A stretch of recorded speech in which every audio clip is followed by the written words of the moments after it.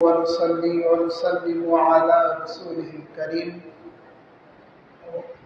بخدمة الغوث ابن الغوث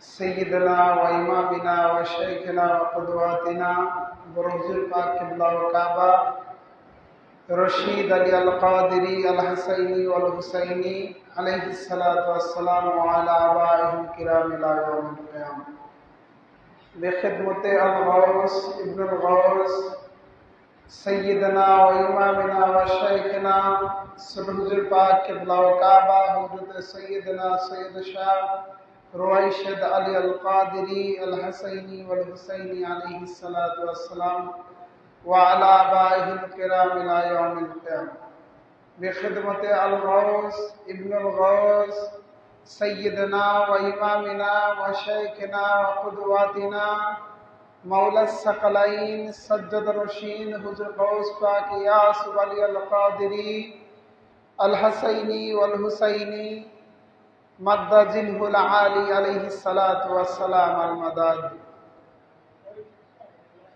সম্মানিত উপস্থিতি, আজ পবিত্র ৮ই মুহররমের রাত। এমন একটা রাত আমার আপনার মাঝে চলে এসেছে যেই দিন থেকে আমাদের আকা মাওলা সাকালাইন সৈয়দুশ শুহাদা শহীদ কারবালা মজলুম ইমাম হুসাইন আলাইহিস সালাতু ওয়াসসালামের পরিবার পরিজনের তাঁবুতে কোনো খাবার নেই। এমন একটা সময় আমি আপনি দাঁড়িয়ে আছি যেই সময়টাতে মওলা পাকের এই তাঁবুতে বারবার আক্রমণ করা হচ্ছে, বারবার জোর জবরদস্তি করা হচ্ছে তাদেরকে যে তোমরা মওলা ইমাম হুসাইন আলাইহিস সালাতু ওয়াসসালামকে তারা বলতেছেন যে তোমরা যারা নবীর বংশের নবীর নওয়াজ আছো, নবীর দৌহিত্র আছো, তোমরা যারা মদিনা থেকে এসেছো, তো তোমরা যদি এই ইয়াজিদের হাতে হাত দিয়ে বায়াত গ্রহণ করো, ইয়াজিদের আনুগত্য স্বীকার করো, তাহলে তোমাদেরকে খাবার পানি যা আছে সমস্ত কিছু তোমাদেরকে দেওয়া হবে। কিন্তু মওলা ইমাম হুসাইন আলাইহিস সালাতু ওয়াসসালাম ইনি হক এবং বাতিলকে প্রতিষ্ঠা করার জন্য, হক এবং বাতিলের মাঝে পার্থক্য করে দেওয়ার জন্য মওলা ইমাম হুসাইন আলাইহিস সালাতু ওয়াসসালাম বারবার তাদেরকে বলতেছেন যে আমি কখনোই এই পাপিষ্ঠ মালাউন ইয়াজিদের হাতে হাত দিয়ে বায়াত করতে পারি না। এই যে কারবালার মধ্যে যে শিক্ষা, এই শিক্ষাটা আসলে আমাদেরকে কি দেয় ভাই? কারবালা থেকে আমি আপনি কি শিক্ষা পেলাম? মনে রাখবেন যে এই কারবালার মধ্যে প্রত্যক্ষ এবং পরোক্ষ অনেক কারণ রয়েছে, অনেক কারণ রয়েছে। এর মধ্যে হাকিকতের যে কারণগুলো রয়েছে, যেরকম ভাবে মওলা ইমাম হুসাইন আলাইহিস সালাতু ওয়াসসালামের এই যে ২রা মুহররমে কারবালার ময়দানে পদার্পণ করলেন, মাঝখানে প্রায় ৯ দিন মওলা ইমাম হুসাইন আলাইহিস সালাতু ওয়াসসালাম কারবালার ময়দানে থাকলেন, ১০ই আশুরার দিনেই শহীদ হলেন। এটা একটা হাকিকতি কারণ আছে যে মওলা পাক কেনই ১০ই আশুরার দিনে শহীদ হলো। এর আগেও তো মওলা পাককে জোর করা হচ্ছিল এই আনুগত্য স্বীকার করার জন্য। মওলাকে যেই দিন মওলা পাক মদিনা শরীফের মধ্যে অবস্থান করতেছেন, সেই সময় থেকে শুরু করে এই ২রা মুহররম পর্যন্ত যতদিন মওলা পাক কারবালার ময়দানে পৌঁছান নাই, ততদিন পর্যন্ত মওলা পাককে জোর জবরদস্তি করা হয়েছে। এমনকি মওলা পাক যখন এই ২রা মুহররমে যখন মুহররমের ওই কারবালার ময়দানে পৌঁছালেন, এই ২রা মুহররম থেকে ৩য় মুহররমে তো মওলা পাকের এই তাঁবুতে সমস্ত রকমের পানি বন্ধ করে দেওয়া হয়েছে।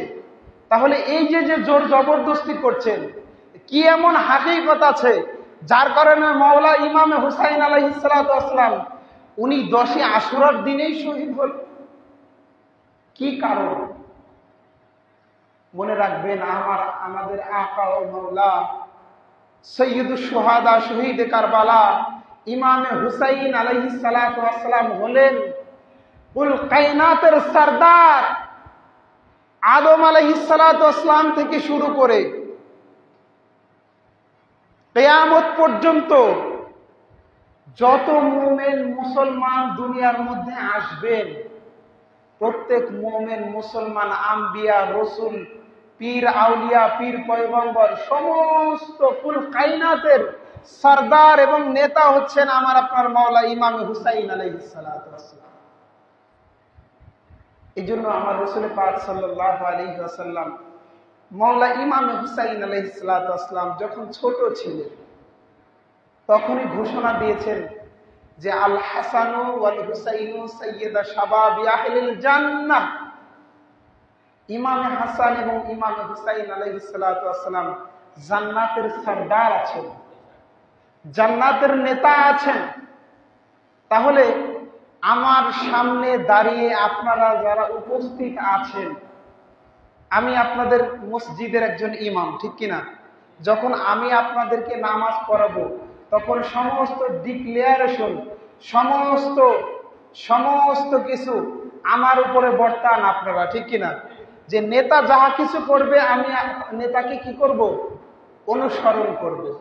তাহলে এই 10ই মুহররমের দিনে আমাদের আকা ও মাওলা সৈয়দুশ শুহাদা, শহীদে কারবালা ইমামে হুসাইন আলাইহিস সালাতু ওয়াস সালাম ইনি জানতেন যে আমি নেতা আছি, আমি 10ই মুহররমের দিনে শহীদ হব।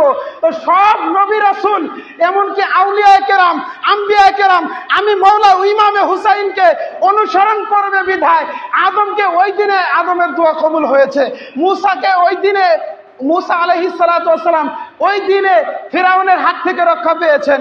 হযরত ইব্রাহিম আলাইহিস সালাতু ওয়াস সালামকে এই আগুনের কুণ্ডলীর মধ্য থেকে ওই 10ই আশুরার দিনে ইব্রাহিমকে রক্ষা করা হয়েছে।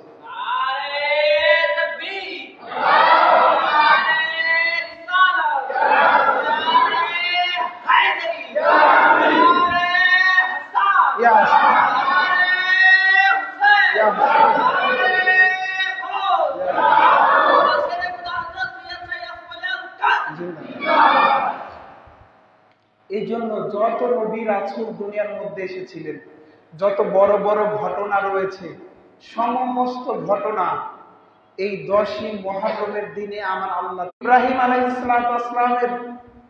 ইব্রাহিম আলাইহিস সালামকে আগুনের কুণ্ডলীতে রক্ষা করব মাওলা ইমাম হুসাইনের ওসিলায়। মুসা আলাইহিস সালামকে ফিরাউনের হাত থেকে রক্ষা করব ইমাম হুসাইন আলাইহিস সালাম। সব সময় মানুষ নেতাকে অনুকরণ করে। এই জন্য আমার মাওলা ইমাম হুসাইন আলাইহিস সালামকে সমস্ত নবী রাসূল অনুসরণ করেছেন। কেননা তারা নিজেরাও জানতেন যে যেই ঘটনা, যে জিভে আজিম কোন নবীর দ্বারা ঘটেনি, কোন রসুলের দ্বারা ঘটেনি, কোন ওলি আউলিয়ার দ্বারা ঘটেনি, সেই ঘটনা আমার আল্লাহ তাআলা ঘটাচ্ছেনই মাওলা ইমাম হুসাইনের ওসিলায়। এই জন্য কারবালার ময়দানে এটা সব থেকে বড় একটা হাকিকত ছিল যে মাওলা হুসাইন কারবালার ময়দানে 10ই আশুরায় শহীদ হবেন। আরো হাকিকত ছিল যে মাওলা আলী মাকাম, মাওলা ইমামে আলী আলাইহিস সালাতু ওয়াস সালাম শেরে খোদা, মুশকিল কোশা, ইনার যেই শাহাদাত, মাওলা আলীকে যে শহীদ করা হয়েছিল, মাওলা আলী আলাইহিস সালাতু ওয়াস সালামকে কে বা কারা এই রাতের অন্ধকারে শহীদ করে দিল, মাওলা ইমাম হাসান আলাইহিস সালাতু ওয়াস সালামকে কে বা কারা বিষ পান করালো, এটা ইতিহাসের পাতায় ওইরকম ভাবে উল্লেখ নাই। এই জন্য মাওলা হুসাইন আলাইহিস সালাতু ওয়াস সালামের মধ্যে এই রাস্তাও ছিল যে আমার পিতা আলীকে কে বা কারা শহীদ করেছে, আমার ভাই ইমামে হাসান আলাইহিস সালাতু ওয়াস সালামকে কে বা কারা শহীদ করলো, এটা কোনো ইতিহাসের পাতায় আসেনি।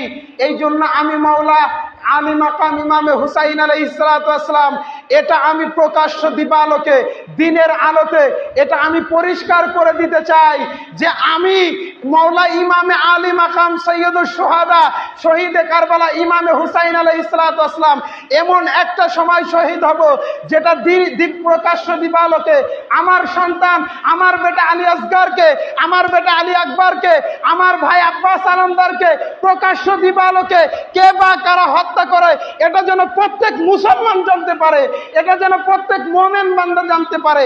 আমি মাওলা ইমামে হুসাইন প্রকাশ করার জন্য, এটা প্রকাশ্যে আনার জন্য, এই জন্য আমি 10ই মুহররমের দিনেই শহীদ হব। আমি 10ই মুহররমের দিনে এই জন্য শহীদ হব যে তাদের শত্রুদের যেন এই মুমিনরা যারা আছে এনারা যেন চিনতে পারে। মুনাফিকরা কখনো চিনবে না, মুনাফিকরা কখনো চিনবে না, এটা মানবেও না। এই জন্য মাওলা আলী মাকাম ইমাম হুসাইন আলাইহিস সালাতু ওয়াস সালাম এনার আব্বাজান শেরে খোদা হায়দারে কাররার মাওলা আলী মুশকিল কুশা হযরত আলী আলাইহিস সালাতু ওয়াস সালাম যখন খাইবারের যুদ্ধে প্রত্যেক দিন আমাদের আকা মাওলা মুহাম্মদ রাসূলুল্লাহ সাল্লাল্লাহু আলাইহি ওয়াসাল্লাম প্রথম দিন এক সাহাবাকে পাঠালেন ঝান্ডা দিয়ে, ইসলামের ঝান্ডা দিয়ে। ইসলামের ঝান্ডা দিয়ে প্রথম দিন যেদিন পাঠালেন সেই দিন পরাজিত হয়ে গেল। দ্বিতীয় দিন পাঠালেন, পরাজিত হয়ে গেল। রাসূল পাক সাল্লাল্লাহু আলাইহি ওয়াসাল্লাম বললেন যে একের পর এক লোককে পাঠাচ্ছি, কেউ তো বিজয় ছিনিয়ে আনতে পারছে না। তো মাওলা পাক মুহাম্মদ রাসূলুল্লাহ সাল্লাল্লাহু আলাইহি ওয়াসাল্লাম বললেন যে আগামীকাল এমন একজনের হাতে এই আলামটা দেয়া হবে, পতাকাটা দেয়া হবে, ইসলামের ঝান্ডাটা দেয়া হবে। আমি মুহাম্মদ রাসূলুল্লাহ সাল্লাল্লাহু আলাইহি ওয়াসাল্লাম ঘোষণা করছি যে এই ব্যক্তি কাল ইসলামের বিজয় ছিনিয়ে নিয়ে আসবে, বিজয় ছিনিয়ে নিয়ে আসবে। মাওলা পাক এই আলমটাকে, পতাকাটাকে মাওলা আলীর হাতে দিয়ে দিলেন। মাওলা আলী আলাইহিস সালাতু ওয়াস সালাম বীরত্বের সাথে যুদ্ধ করে ইসলামের বিজয়টাকে ছিনিয়ে আনলেন। যখনই বিজয়টা ছিনিয়ে আনলেন, অন্যান্য সাহাবীরা কিন্তু এই বিজয়টা ছিনিয়ে আনতে পারেননি।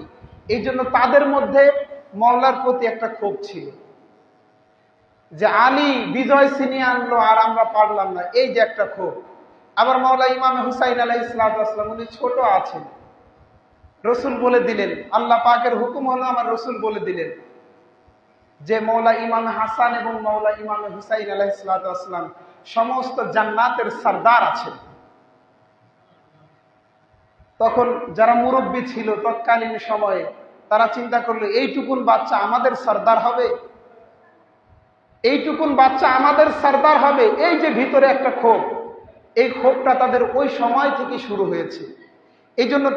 এই জন্য আহলে বায়াতের প্রতি তাদের একটা ক্ষোভ ছিল, তাদের একটা দুশ্মনী ভাব ছিল। এই জন্য তারা নামাজকে নিয়েছে, কালেমাকে নিয়েছে, রোজাকে নিয়েছে, হজকে নিয়েছে, জাকাত নিয়েছে, কিন্তু এই যে আহলে বায়াতের প্রতি মহব্বত, আহলে বায়াতের প্রতি যে ভালোবাসার কথা আমার রসুল বললেন, এটাকে তারা ছেড়ে দিল। এটাকে তারা ছেড়ে দিল। কেন ছেড়ে দিল? ওই যে একটা অপমান বোধ যে আমি রসুলের এত বড় সাহাবা, আমি রসুলের পাকের এত কাছের মানুষ, কিন্তু রসুল আমাকে নেতা বানালো না, রসুল নেতা বানালো ছোট্ট একটা বাচ্চাকে। এই যে তাদের মধ্যে একটা দুশ্মনী ভাব, এই দুশ্মনী ভাবটা ওই 61 হিজরি নয়, বর্তমান জামানাও পর্যন্ত রয়েছে, বর্তমান জামানায়ও রয়েছে। এই যে একটা ক্ষোভ তাদের মধ্যে আছে যে আমরা তার এত কাছের মানুষ, তিনি আমাকে এত মহব্বত করেন, ভালোবাসেন, অথচ তিনি আমাকে এই ক্ষমতাটা দিলেন না। রসুলের পাকের জামানায় ছিল, বর্তমান জামানায়ও দেখবেন এরকম বহুত রয়েছে।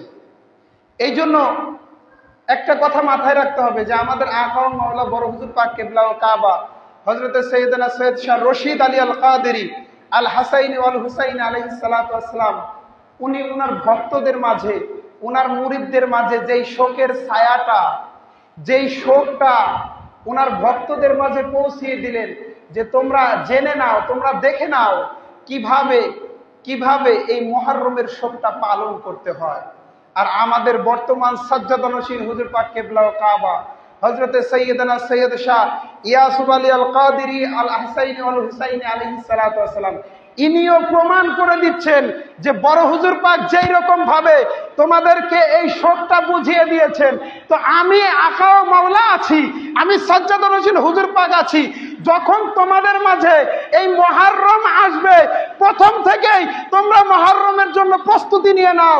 তোমরা জেনে রাখো, তোমরা মুরিদরা যারা আছো, তোমরা প্রথম মুহররম থেকেই তোমরা এই ইসলামের ঝান্ডাটা তোমরা মানুষদের মাঝে প্রচার করে বুঝিয়ে দাও যে মুহররম আজ থেকেই শুরু হয়ে গিয়েছে।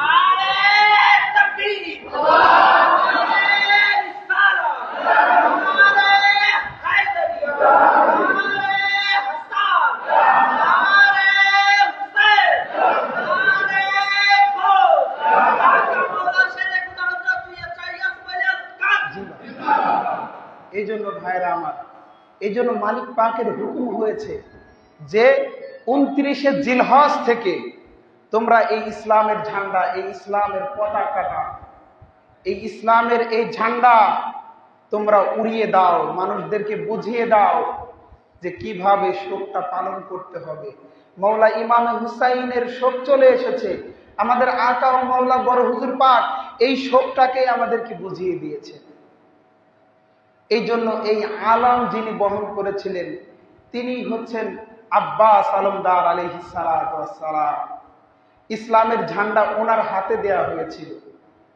তো যখন আব্বাস আলমদার আলাইহিস সালাতু ওয়াস সালাম, যখন ওনার বয়স 3 বছর, এই 3 বছরের শিশুকে মওলায়ে কায়নাত উনি ঘোড়া চালানো শিখিয়েছিলেন।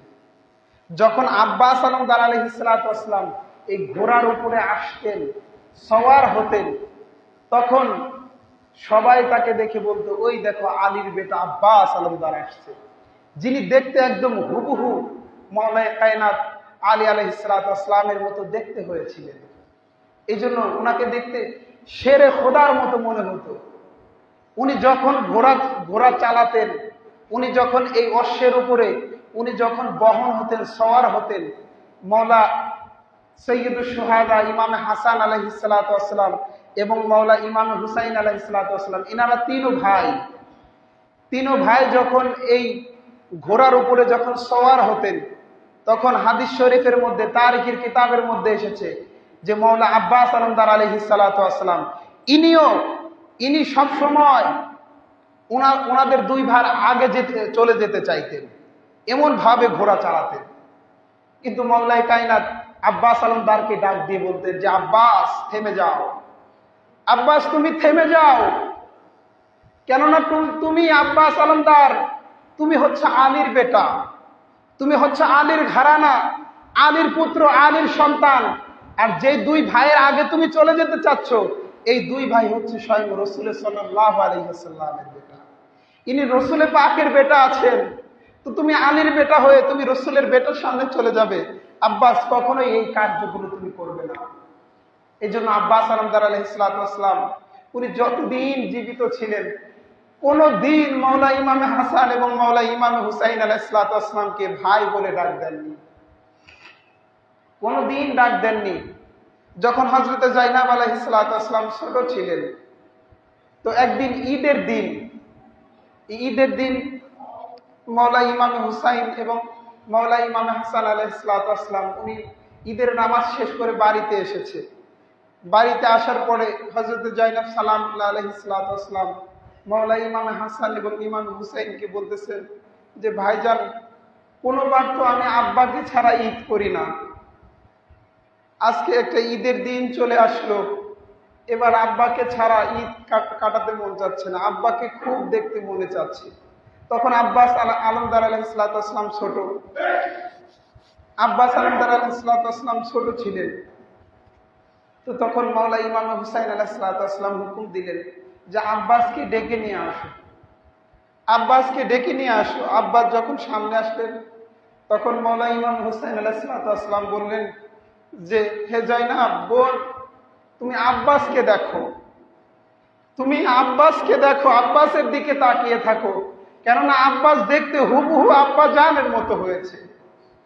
আব্বাসকে দেখলে আব্বা জানের কথা তোমার মনে পড়ে যাবে, তুমি আব্বাসের দিকে তাকিয়ে থাকো। তো তখন জয়নাব সালামুল্লাহ আলাইহিসসালাম আব্বাস আলমদার আলাইহিসসালামের দিকে তাকিয়ে থাকতেন আর মনে মনে বলতেন যে যখন মাওলা ইমাম হুসাইন আলাইহিসসালাম ওই কারবালার কথা স্মরণ করিয়ে দিতেন, তখন হযরত জয়নাব সালামুল্লাহ আলাইহিসসালাম সব সময় বলতেন যে যার আব্বাসের মতো ভাই আছে, যার আব্বাস আলমদারের মতো ভাই আছে, তার কি কখনো এই শরীরে কেউ কখনো স্পর্শ করতে পারবে?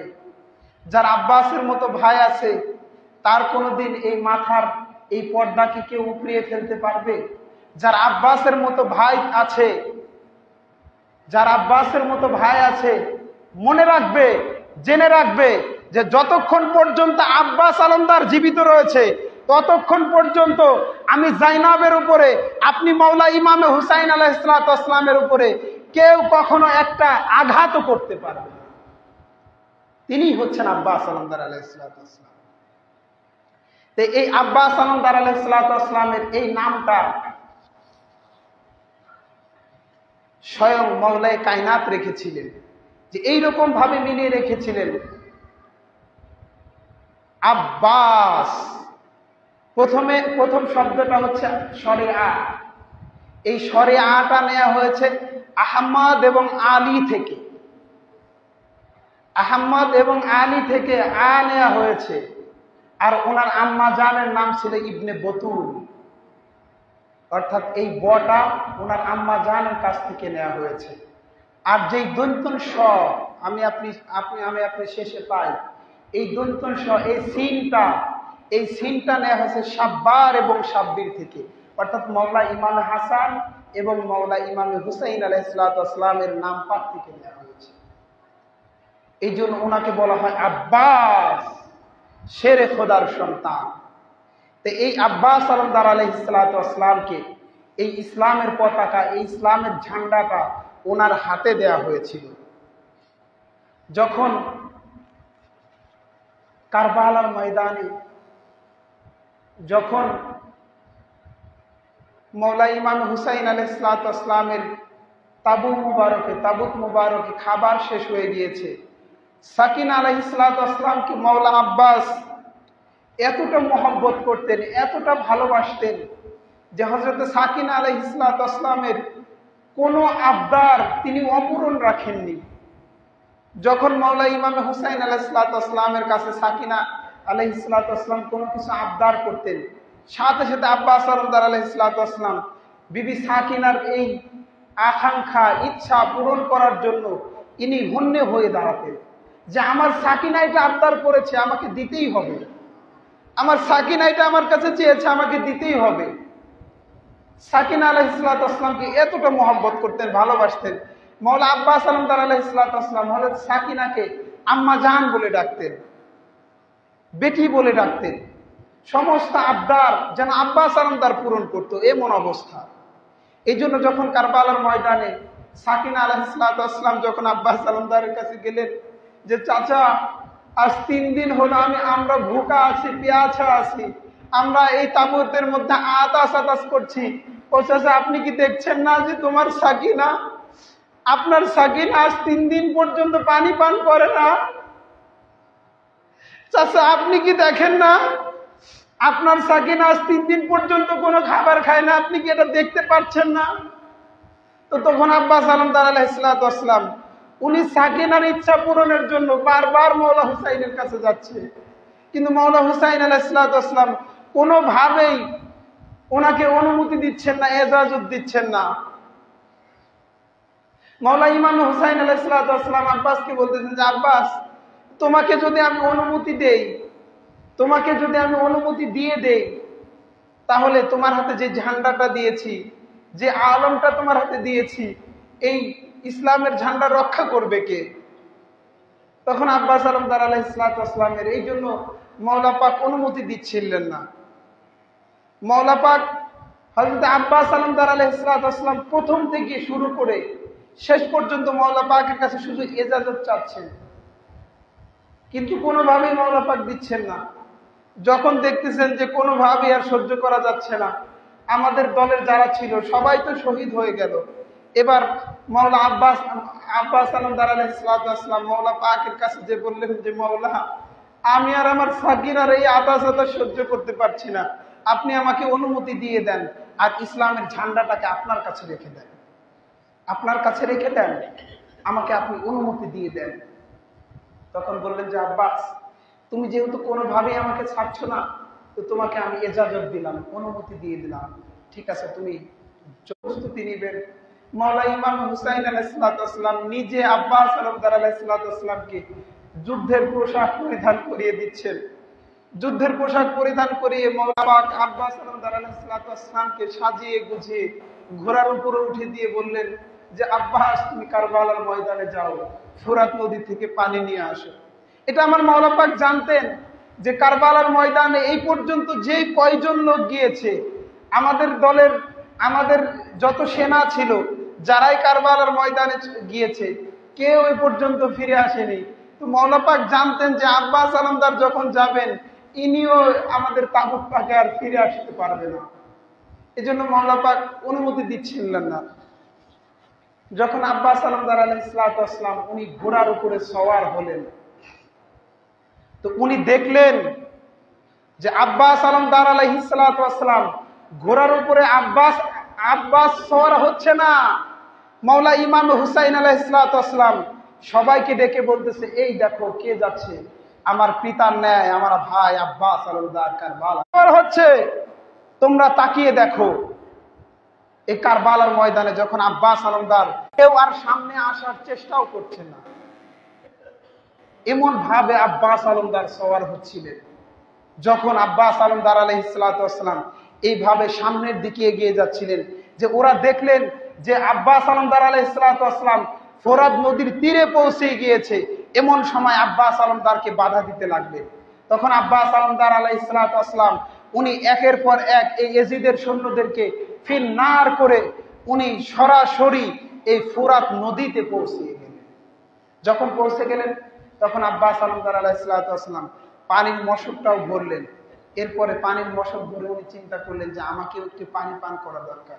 যখন উনি পানি হাতে নিয়েছেন, তখন চিন্তা করতেছে যে আমি যেই পানি পান করব, আমার মাওলা সৈয়দুশ শুহাদা শহীদ কারবালা মজলুম ইমামে হুসাইন আলাইহিসসালাম আজ 3 দিন পর্যন্ত কোনো পানি পান করে না, কোনো খাবার খায় না।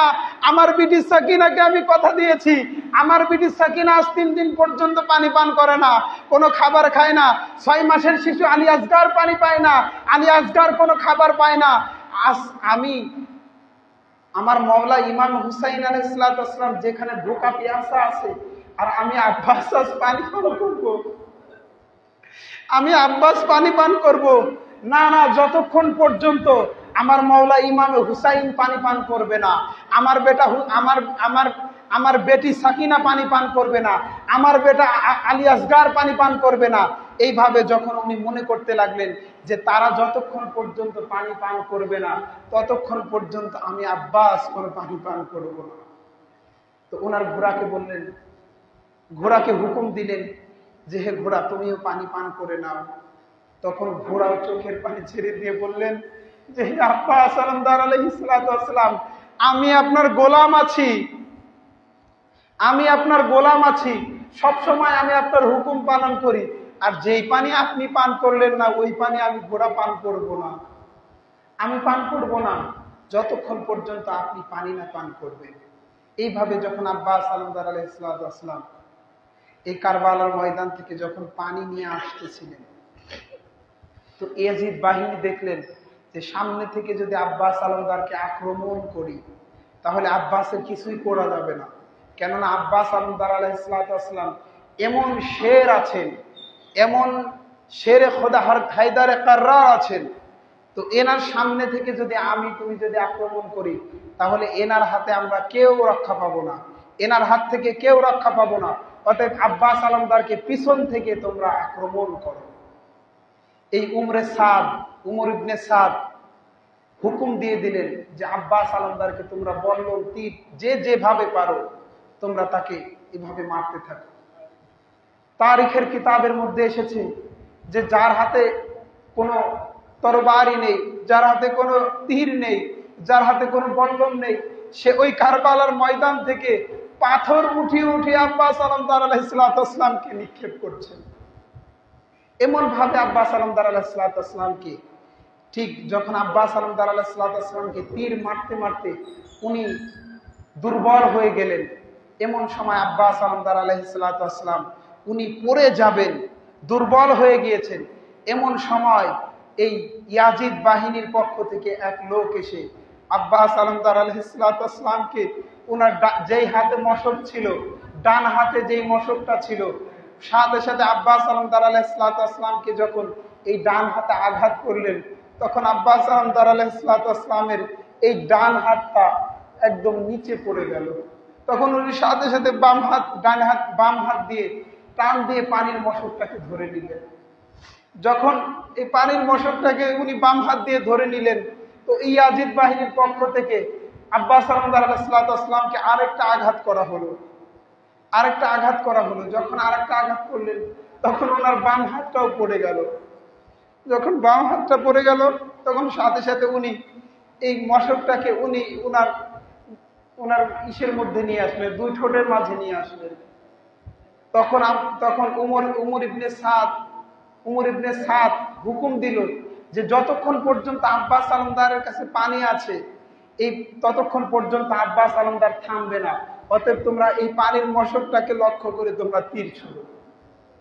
যখন আব্বাস আলমদার আলাইহিসসালামের এই পানির মশকটার দিকে লক্ষ্য করে যখন তীর ছুড়লেন, তো ওই তীরটা পানির মশকের মধ্যে ঢুকে সমস্ত পানি নিচে পড়ে গেল। তখন আব্বাস আলমদার আলাইহিসসালাম চিন্তা করলেন যে আমার ডান হাতও পড়ে গিয়েছে, বাম হাতও পড়ে গিয়েছে, পানিটাও পড়ে গেল, আমি এখন সাকিনার সামনে কি নিয়ে দাঁড়াবো? আমি সাকিনার সামনে, আমি যে সাকিনাকে কথা দিয়েছি যে তোমার জন্য আমি এই ফুরাতের নদীর তীর থেকে পানি নিয়ে আসবো, আমি যে আমার ভাবিকে কথা দিয়েছি আলী আসগারের জন্য পানি নিয়ে আসবো, আমি যে আমার মাওলা হুসেনকে কথা দিয়েছি আমি কারবালার ময়দান থেকে, আমি ফুরাত নদীর থেকে আমি আমার মাওলার জন্য পানি নিয়ে আসবো, তো পানিটাই তো পড়ে গেল, আমি এখন কি নিয়ে মাওলার সামনে দাঁড়াবো? আব্বাস আলমদার আলাইহিসসালাম চোখের পানি ঝরঝর করে ছেড়ে দিয়ে মাওলা ইমাম হুসাইন আলাইহিসসালামের দিকে তাকিয়ে শুধু কান্না করছে। তো এমন সময় আব্বাস আলমদার আলাইহিসসালামকে আঘাত করতে করতে নিচে ফেলে দেওয়া হলো। যখন ফেলে দেওয়া হলো, আব্বাস আলমদার আলাইহিসসালামকে লক্ষ্য করে আরেকটা তীর ছোড়া হলো।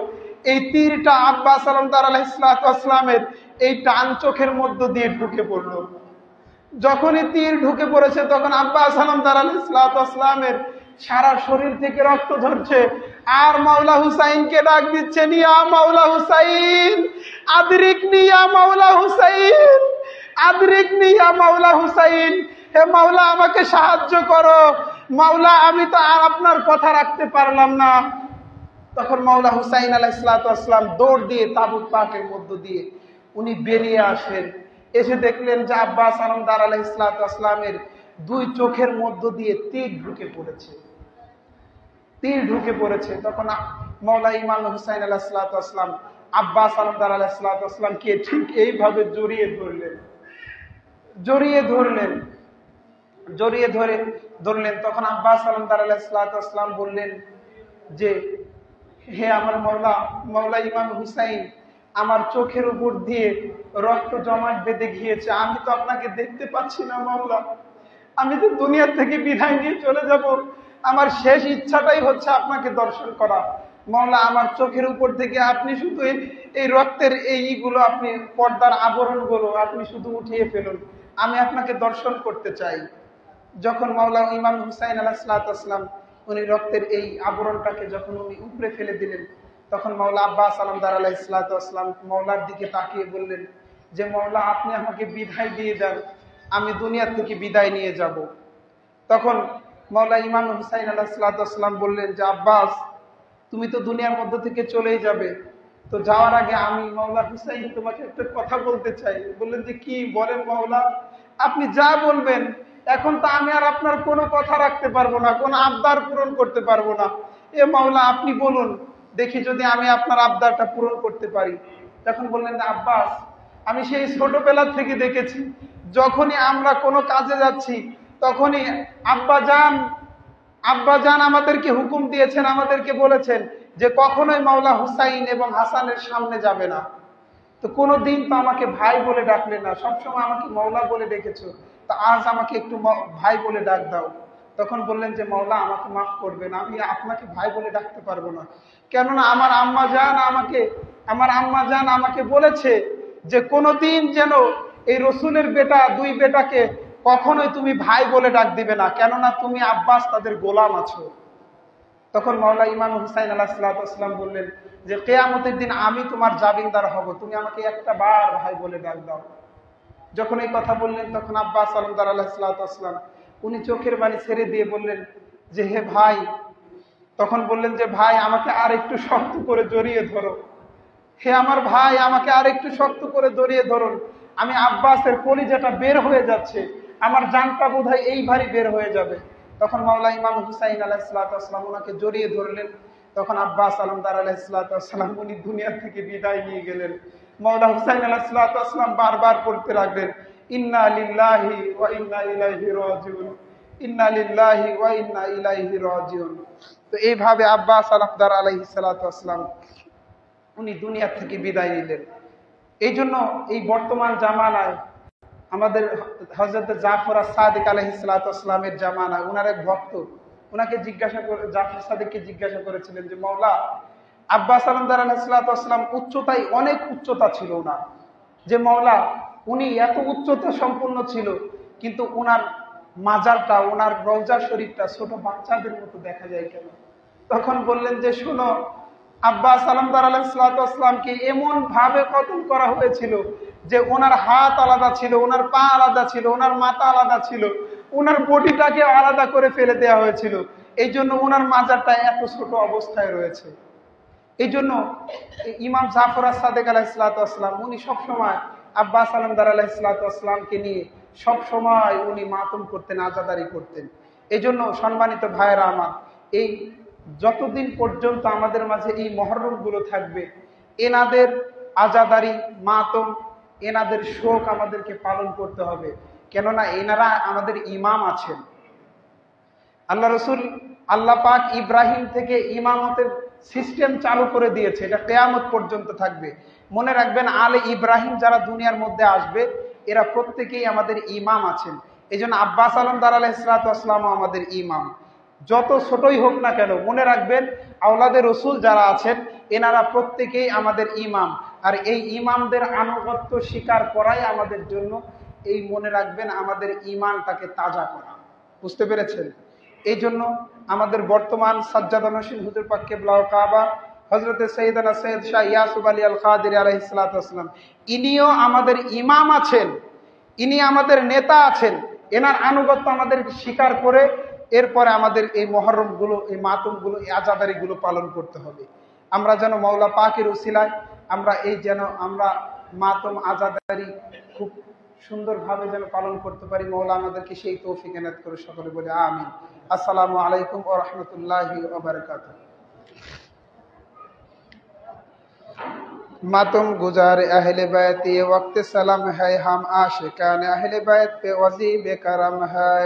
अस्सलाम आए रहमते रब बुलबुला अस्सलाम आए जाने पाके मुस्तफा हसनैन पाक। अस्सलाम ए दिल बरे मुश्किल कुशा हसनैन पाक। अस्सलाम ए शुहदाए करबला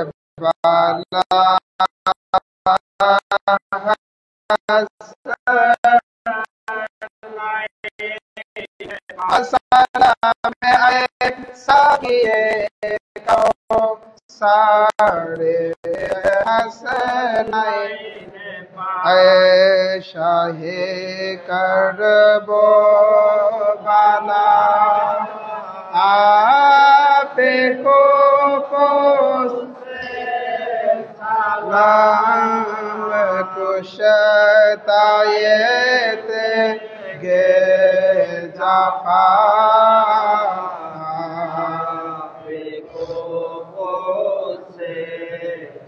मारे काये कर जेरे ना कुस कर सका मारे काये कर जेरे ना कुस कर सका आपने सर दे दिया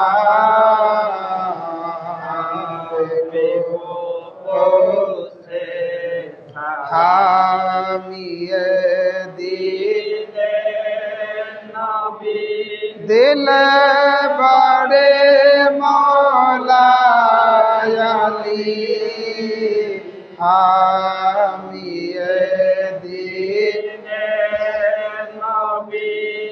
दिल बड़े मौला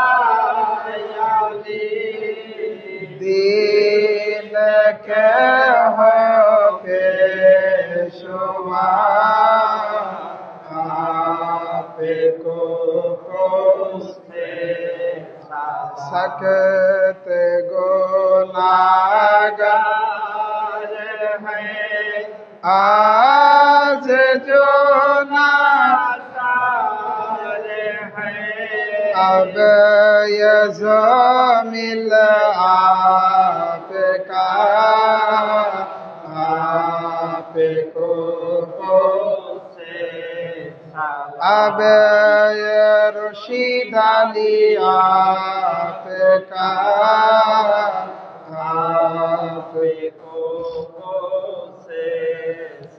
अस्सलातु वस्सलामु अलैका या शहीद करबला अस्सलातु वस्सलामु अलैका या मज़लूम करबला अस्सलातु वस्सलामु अलैका या रफ़्तत करबला अस्सलातु वस्सलामु अलैका या मौला इमाम हुसैन।